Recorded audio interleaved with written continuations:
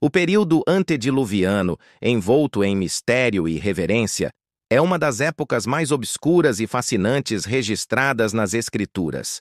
Ele se estende desde a expulsão de Adão e Eva do Éden até o dilúvio universal, quando as águas caíram sobre a terra e extinguiram quase toda a humanidade.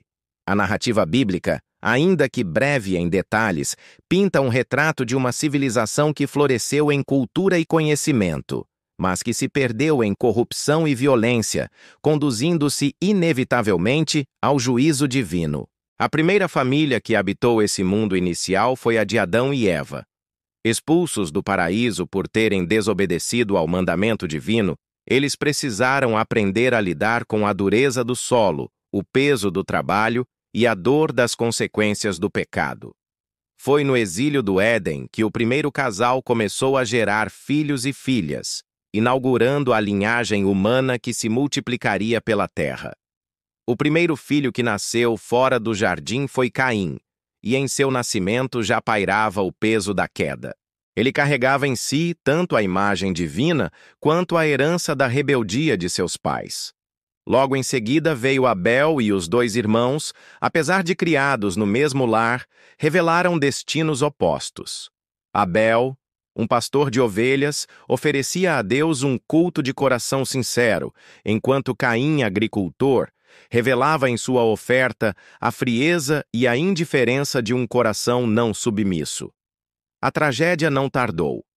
O ciúme e a inveja de Caim se tornaram a primeira semente de morte entre os homens. O campo, que deveria ser lugar de vida e sustento, tornou-se cenário de assassinato, quando Caim ergueu sua mão contra Abel e derramou o sangue de seu irmão sobre o chão.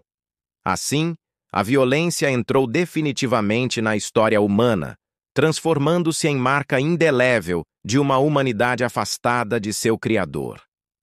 Deus não deixou que o crime passasse despercebido. O sangue de Abel clamava da terra, e a sentença recaiu sobre Caim. Ele foi amaldiçoado, condenado a vagar como fugitivo, mas ainda assim recebeu uma marca, não de redenção, mas de proteção contra a vingança desmedida dos homens. Carregando o peso de sua transgressão, Caim partiu para a terra de Nod, e ali fundou uma cidade, batizando-a com o nome de seu filho, Enoque. Foi a primeira cidade mencionada nas Escrituras, erguida por mãos manchadas de sangue. A cidade de Caim tornou-se símbolo de uma humanidade que buscava criar um mundo afastado de Deus. Seus descendentes foram homens de talento e engenho, mas também herdeiros da impiedade. Jabal foi pai dos que habitam em tendas e cuidam de rebanhos. Jubal foi o pai dos que tocam instrumentos musicais, e Tubal-Caim se destacou como mestre na forja do cobre e do ferro. A civilização florescia, mas em seu âmago a corrupção espiritual se espalhava como uma sombra que nenhuma invenção humana poderia dissipar. A longevidade dos homens daquele tempo impressionava. Eles viviam séculos inteiros, o que lhes permitia acumular vasto conhecimento e transmitir tradições por gerações incontáveis. Uma única vida humana era suficiente para testemunhar séculos de progresso cultural, mas também séculos de decadência moral. Essa longevidade, que deveria servir para aprofundar a sabedoria, acabou intensificando a difusão do pecado.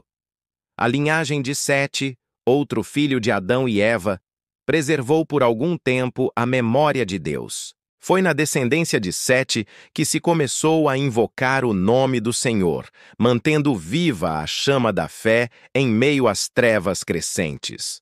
No entanto, com o passar das gerações, até mesmo essa linhagem se contaminou e os filhos de Deus se misturaram com as filhas dos homens, entregando-se às paixões e corrompendo a pureza espiritual.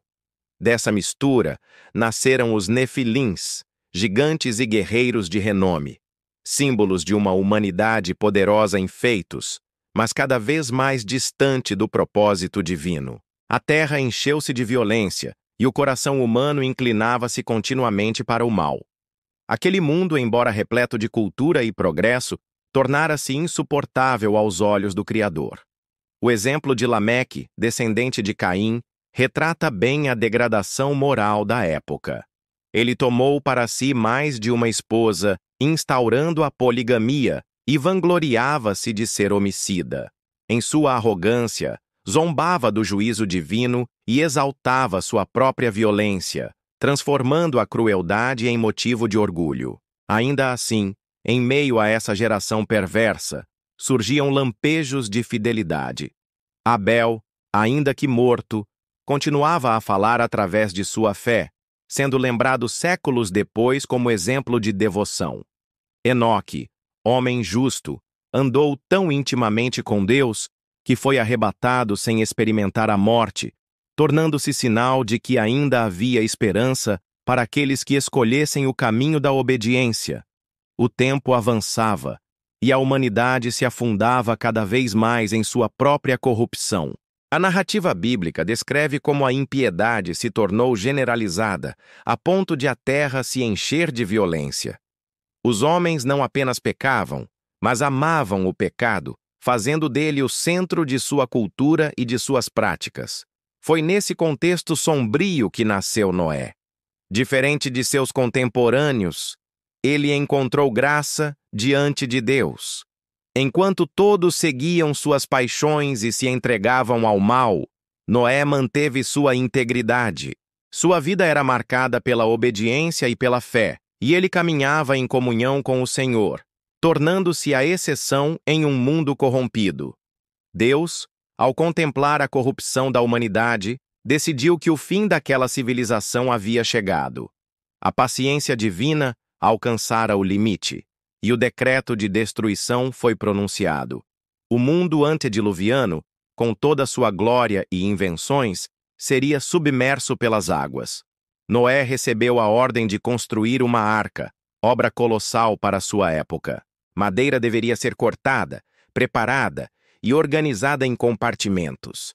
A construção não era apenas um abrigo físico, mas um símbolo do juízo e da misericórdia de Deus. Enquanto Noé martelava e pregava, sua vida pregava ao mundo, anunciando que o dilúvio viria. Os homens, no entanto, zombavam. O anúncio do juízo parecia insensato para uma geração que nunca havia visto tamanha catástrofe. Eles continuaram suas festas, casamentos e negócios, ignorando os sinais de que sua história estava prestes a se encerrar. A arca foi concluída, e Noé recebeu a ordem de reunir os animais de todas as espécies. Pares de cada criatura entraram na arca, obedecendo a um comando que não vinha da natureza, mas da mão invisível do Criador. O espetáculo era testemunho do poder de Deus, mas nem isso foi suficiente para quebrantar o coração endurecido da humanidade. Então chegou o dia em que a família de Noé entrou na arca e o próprio Deus fechou a porta. Pouco depois, as fontes do abismo se romperam e as janelas do céu se abriram. As águas começaram a cair em torrentes e a terra tremeu sob o peso do juízo divino. O que era riso transformou-se em grito, e o que era segurança transformou-se em desespero. Montanhas foram cobertas, cidades foram engolidas, e a vida humana, tão confiante em si mesma, sucumbiu diante da força incontrolável da criação. O mundo antediluviano desapareceu sob as águas, e apenas a arca permaneceu flutuando, como testemunho da fidelidade de Deus àqueles que lhe obedecem. O dilúvio não foi apenas uma catástrofe natural, mas o clímax de uma história de decadência espiritual. Ele revelou que, por mais que o homem avance em conhecimento, invenções e conquistas, sem a presença de Deus, sua cultura está condenada a ruir. Quando as águas enfim baixaram, a arca repousou sobre os montes de Ararat. Noé e sua família saíram para um mundo purificado, onde a violência do passado havia sido apagada. No altar que levantou ao Senhor, Noé ofereceu sacrifícios, e a promessa de Deus selou uma nova aliança. Jamais destruiria novamente a terra com um dilúvio. O período antediluviano, portanto, permanece como advertência. Ele mostra a glória e a queda da humanidade, a capacidade de criar e a propensão de corromper, a paciência de Deus e a certeza de seu juízo. É uma história que atravessa os séculos, lembrando-nos de que não há progresso verdadeiro sem fidelidade ao Criador.